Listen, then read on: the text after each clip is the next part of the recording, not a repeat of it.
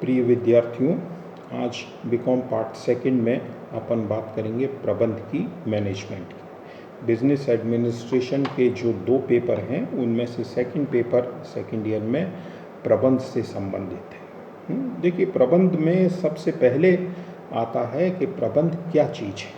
तो प्रबंध के अपन मीनिंग की बात करें, प्रबंध की अपन परिभाषा की बात करें, तो देखिए, प्रबंध को समझने से पहले आप थोड़ा सा ये समझिए कि कोई भी संस्था जो होती है उसके निर्धारित उद्देश्य होते हैं, लक्ष्य होते हैं, और लक्ष्य प्राप्ति के लिए ही संस्था की स्थापना की जाती है। कुछ संस्थाएं लाभ कमाने के उद्देश्य से स्थापित की जाती हैं, तो उनके लक्ष्य तो हमें बहुत स्पष्ट नज़र आ जाते हैं, जबकि कुछ संस्थाएं ऐसी हैं जो लाभ कमाने के उद्देश्य से स्थापित नहीं की जाती हैं, लेकिन ये निश्चित है कि उनके भी कोई ना कोई लक्ष्य होते हैं। तो जब किसी संस्था की स्थापना हम लक्ष्य प्राप्ति के लिए करते हैं, तो फिर हमारे प्रयास ये रहते हैं कि हम उन लक्ष्यों को अच्छी तरह से प्राप्त करें, कुशलतापूर्वक प्राप्त करें, और उन लक्ष्यों की प्राप्ति के लिए हम विभिन्न कार्य करते हैं।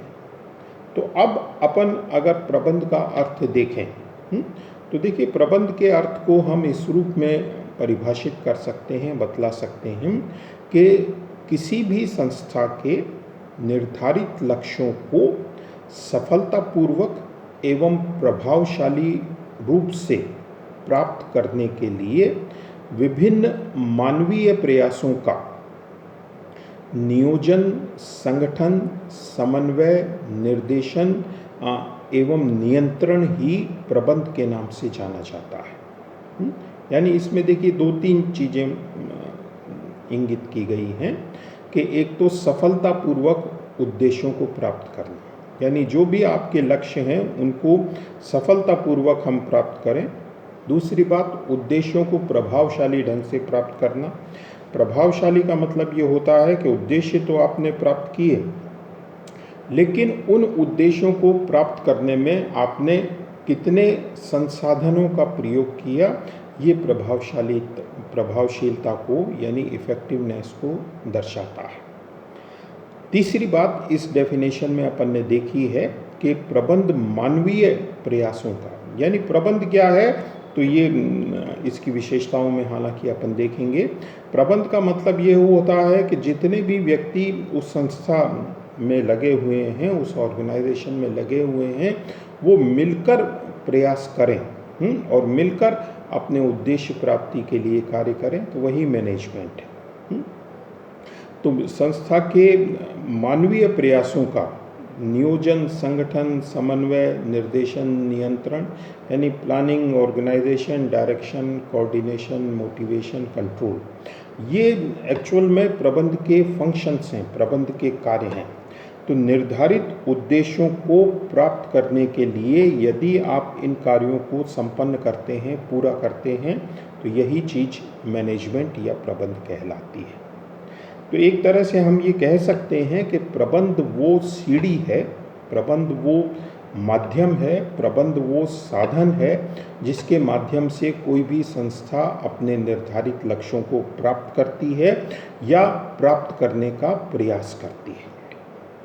तो ये प्रबंध का अर्थ हो गया, प्रबंध की परिभाषा हो गई। अब यदि अपन प्रबंध की विशेषताओं का अध्ययन करें कि प्रबंध की कौन कौन सी विशेषताएं होती हैं, तो देखिए, प्रबंध की मीनिंग से ही इसकी कुछ विशेषताएं स्पष्ट हो जाती हैं। उसके अतिरिक्त हम प्रबंध की कुछ और विशेषताएं भी बतला सकते हैं। तो इसकी विशेषताओं में जैसे पहली इसकी विशेषता ये है कि प्रबंध को हम एक प्रक्रिया के रूप में डिफाइन करते हैं। Management is a process. प्रक्रिया का मतलब ये होता है कि जब किसी भी कार्य को करने के विभिन्न चरण होते हैं, स्टेप्स होते हैं, पहला चरण है, पहले के बाद फिर दूसरा चरण है, दूसरे के बाद तीसरा चरण है, और इस तरह से आप कार्य करते हैं, तो वो प्रक्रिया कहलाती है। तो प्रबंध को भी हम प्रक्रिया के रूप में ही डिफाइन करते हैं। क्योंकि देखिए, जब आप प्रबंध के कार्यों की बात करते हैं तो इसका मतलब यही है कि आप प्रबंध को प्रक्रिया के रूप में बता रहे हैं। तो डेफिनेशन में जो अपन ने कहा है कि मानवीय प्रयासों का नियोजन, संगठन, समन्वय, अभिप्रेरण, नियंत्रण, ये क्या है कि ये प्रबंध की प्रक्रिया ही है। सबसे पहले हम नियोजन करते हैं, उसके बाद संगठन का कार्य करते हैं, समन्वय का, अभिप्रेरण का, और अंत में नियंत्रण, कंट्रोल का कार्य करते हैं। तो इसलिए प्रबंध को हम एक प्रक्रिया के रूप में डिफाइन करते हैं। दूसरी इसकी विशेषता बताई गई है कि प्रबंध जो है वो एक सामाजिक प्रक्रिया है। Management is a social process. Social process से अपना तात्पर्य यह है कि देखिए, प्रबंध जो है उसको हम आइसोलेशन में नहीं देख सकते हैं, क्योंकि प्रबंध का संबंध किसी संस्था से होता है, और संस्था जो है, स्वाभाविक बात है कि समाज में ही होती है, समाज में ही कार्य करती है, समाज के लिए ही कार्य करती है।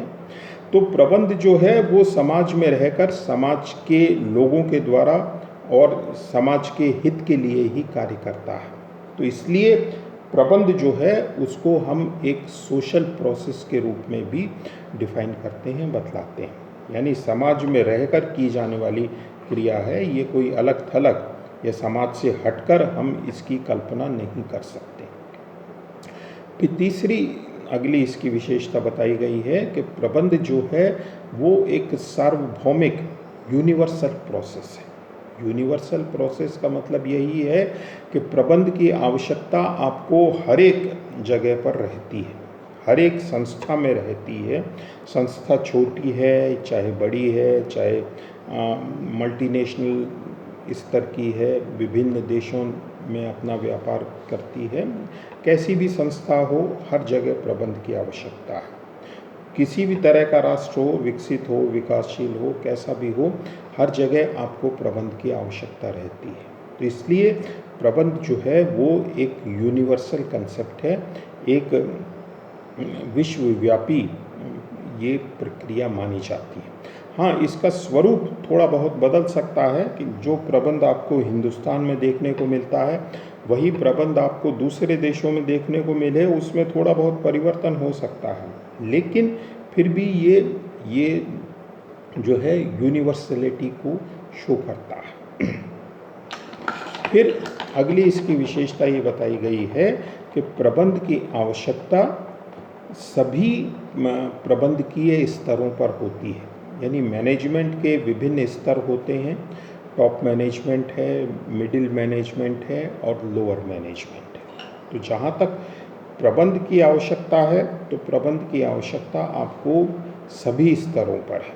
टॉप लेवल पर प्रबंध जो है उसकी नेचर थोड़ी सी भिन्न होती है, और मिडिल लेवल पर अलग स्वरूप में हमको प्रबंध देखने को मिलता है, और जब हम संस्था के लोअर मैनेजमेंट की बात करते हैं तो वहाँ प्रबंध का स्वरूप जो है वो थोड़ा सा भिन्न होता है। लेकिन ऐसा नहीं है कि प्रबंध की आवश्यकता हमको केवल शीर्ष स्तर पर ही होती है। शीर्ष स्तर पर हम संस्था के संबंध में योजनाएं बनाते हैं, संस्था के उद्देश्य निर्धारित करते हैं।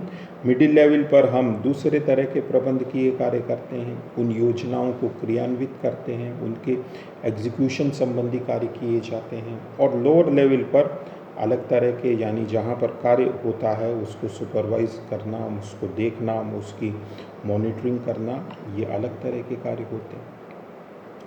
तो हर स्तर पर प्रबंध की आवश्यकता है। फिर अगली विशेषता इसकी कि प्रबंध एक पेशा है। मैनेजमेंट आज के ज़माने में जो है वो एक पेशे, प्रोफेशन के रूप में हो गया है। जैसे एक डॉक्टर का पेशा है, एक वकील का पेशा है, उसी तरह से एक प्रबंध का भी पेशा हो गया है। प्रबंध के लिए भी आपको विशिष्ट ज्ञान की आवश्यकता है। तो बहुत से इंस्टीट्यूट्स हैं जो प्रबंध के विषय में दक्षता प्रदान करने की दृष्टि से पाठ्यक्रम चलाते हैं। संस्थाएं हैं, MBA की डिग्री देती हैं। फिर जैसे पेशे में होता है एक नीति शास्त्र होता है उसका कि हमको क्या करना चाहिए और क्या नहीं करना चाहिए, वो चीज़ प्रबंध में भी है। तो इसलिए प्रबंध जो है वो आजकल एक पेशे का रूप ले रहा है। फिर अगली विशेषता, प्रबंध जो है ये उद्देश्यपूर्ण होता है। Management is a purposeful. Purposeful का मतलब यही है कि प्रबंध में हम जो कुछ भी कर रहे हैं वो किसी खास मकसद या उद्देश्य को ध्यान में रखकर कर रहे हैं। यानी प्रबंध के अंतर्गत जितने भी कार्य व्यवहार किए जा रहे हैं उनका एक निर्धारित उद्देश्य है और उसी के आधार पर, उसी के मापदंड पर हम ये तय करते हैं कि प्रबंध जो है ये सफल माना जाए या नहीं माना जाए।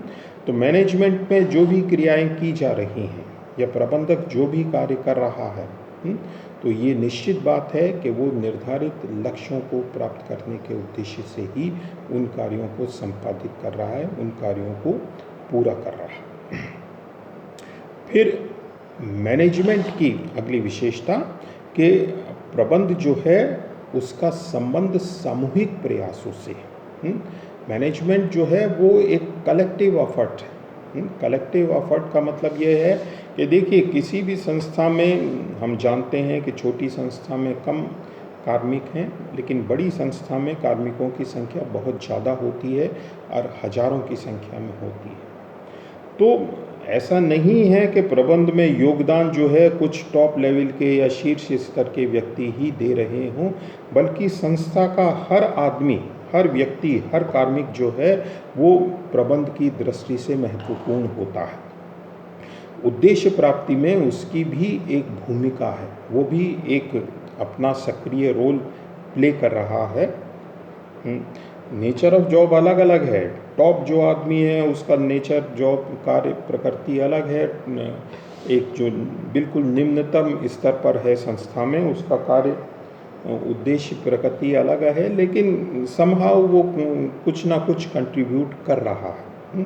तो सभी के प्रयासों से ही संस्था अपने निर्धारित लक्ष्यों को प्राप्त करती है। तो इसलिए प्रबंध जो है उसको हम एक सामूहिक प्रयास के रूप में मानते हैं।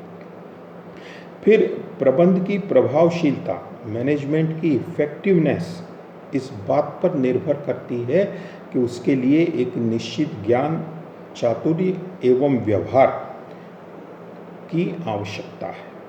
यानी कोई भी प्रबंधक प्रभावशाली जब ही माना जाएगा जब उसमें 2-3 चीज़ों का कॉम्बिनेशन, यानी उसको निश्चित ज्ञान भी होना चाहिए। निश्चित ज्ञान से मतलब है कि प्रबंध के क्या नियम हैं, क्या सिद्धांत हैं, इसका आपको व्यवहारिक ज्ञान के साथ साथ उसकी आपको एक किताबी नॉलेज भी होनी चाहिए, यानी सिद्धांतों को जानना जरूरी है। फिर उसके साथ साथ उस सिद्धांत को अप्लाई करना, उसको व्यवहार में उतारना, ये भी उतना ही महत्वपूर्ण है, या यूँ कहें कि उससे ज़्यादा महत्वपूर्ण है। क्योंकि सिद्धांत तो आप आसानी से जान जाते हैं कि आप प्रबंध का ये सिद्धांत है, लेकिन परिस्थितियों को समझना, परिस्थितियों को भापना, किन व्यक्तियों में वो सिद्धांत अप्लाई करना है, उसको देखना और उस सिद्धांत में क्या परिवर्तन करके उसको लागू करना है, ये व्यवहारिकता है। तो प्रबंध, इसीलिए हम प्रबंध को सिद्धांत और व्यवहार दोनों के रूप में देखते हैं। जानना अलग चीज़ है और उसको इम्प्लीमेंट करना, लागू करना अलग चीज़ है, और प्रबंध की सफलता दोनों में ही निहित है, दोनों में ही शामिल है।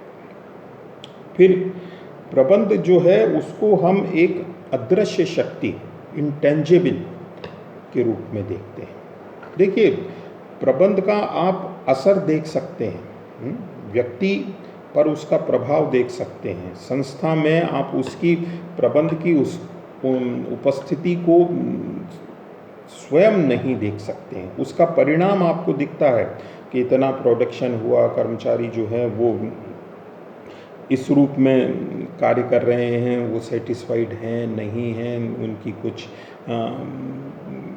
एक तरह से आप कहें कि कठिनाइयाँ हैं, यानी उन पर आपको रिएक्शन दिख सकता है, लेकिन प्रबंध आपको एज सच दिखाई नहीं देता है।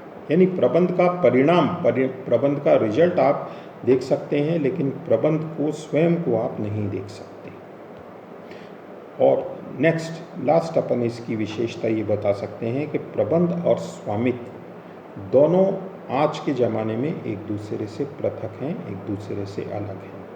देखिए अर्लियर डेज़ में तो जो मालिक होता था वही संस्था को चलाता था, क्योंकि जटिलताएं बहुत सीमित थी, बहुत कम थी। लेकिन जैसे जैसे व्यवसाय करना कठिन होता गया, जटिलताएं बढ़ती गई, गवर्नमेंट का इंटरफेरेंस बढ़ता गया, तो प्रबंध को चलाना जो है वो हर एक के लिए संभव नहीं रहा।